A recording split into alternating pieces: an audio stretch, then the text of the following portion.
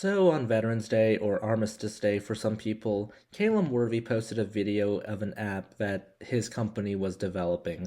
When I saw the name, I thought it sounded familiar, and unfortunately, it was familiar. Caleb Worthy played Dez in Austin Alley on the Disney Channel. Yes, it's that same Disney Channel sitcom that aired between 2011 and 2016. And according to Forbes, this is getting some comparisons to all the wrong places. Yes, the comparisons to Black Mirror are appropriate, though my mind first jumped to Edgar Allan Poe's The Raven. This is where a man who is mourning a dead loved one goes mad after a raven flies into his bedchamber and starts saying the word nevermore. He looks way too much into it and drives himself crazy.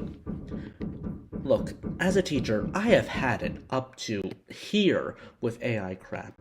Students are absolutely inept at AI cheating at even the most basic assignments. Give your opinion, they can't give their opinion. They have to go to ChatGPT to do it. And when they go to ChatGPT to do it, it is bad. As in, really bad. As in, they leave in the prompts, they leave in the placeholders, they leave in the comments that AI makes, such as, I could do more for this, or whatever.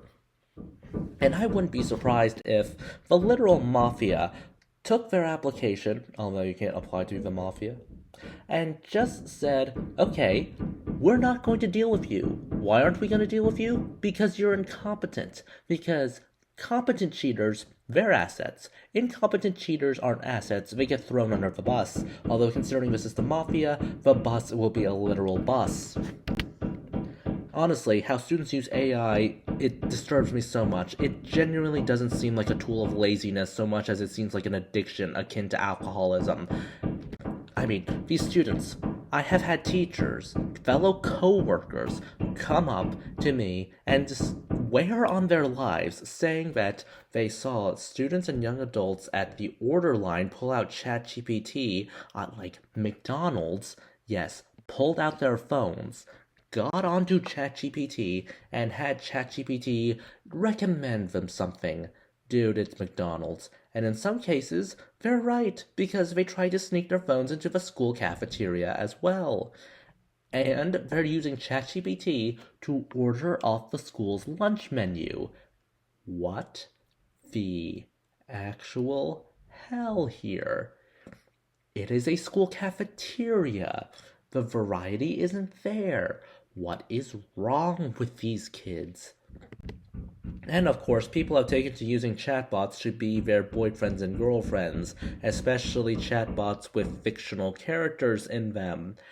Though, to give as much as I can to these students, other students found the AI girlfriends and boyfriends, especially AI weeb boyfriends, like whatever, and weeb girlfriends, to be lame and super unhealthy. Yes, the AI addicts who can't order, who can't give their opinion without a chatbot doing it for them, says that the whole AI boyfriend girlfriend thing is creepy. That says a lot about the whole situation, and it's not good. It's all swear words, let's just say that. So, when I see a corporation trying to use 3 minutes of a dead loved one's voice, yes, again, with 2WAI, 2 minutes, well, 3 minutes, can last forever. And they are building a living archive of humanity, and that loved ones we lost could be part of our future. Oh boy, where do I get started with this? They aren't building an archive, they aren't preserving anything, either in written form such as the many archives across the world, this one is the Vatican archives, to the various video archives that exist out there, including the ones held in the US government because we're just hoarders and then we just put a catalog on it and say it's now an archive. Imitating the dead isn't preservation, it's forgery. That's what it is. Second, we are trusting the same types of people who made YouTube search results useless in order to push more stuff they can recommend to you. I am 100% sure that they'll abuse your dead grandma's voice to sell you something. Second, third, whatever. I'm ranting and I don't care. There is something emotionally manipulative about this. I'm with Alex Hirsch here. This is vile. Imagine framing this as another user puts it. Are you sure you want to cancel your subscription and never talk to your dead parents again? Yes, this is disgusting. Look, we have precedent where AI powered chatbots in toys tell children where they can find knives and how to start fires. And now, let's just say, one, why are we AI integrating everything? We don't need AI in toys. We can just have children make up the voices themselves. And I can't believe I just said that after criticizing Pokemon, but whatever. Why? Why do we need to do this? How are we 100% sure that this isn't going to end up like that? That it's going to make people more suicidal, or somehow make people believe that their relative is actually trapped in the phone somehow? Grief does horrible things to people, and giving them an awful coping tool is not something you should be doing. This is going to lead to someone getting hurt. To say nothing about other things such as suicide ideation and only creating a positive feedback loop, in that, remember, a positive feedback loop increases the stimulus right here. It does not mean good thing. And you can tell that this is a recipe for disaster. I could go back with the whole characters AI being used to make friends and significant others for these kids and how it's actually going to actively harm their mental health in the future. It's not viable, it's not sustainable, and it's only going to feed into the absolute worst impulses out there.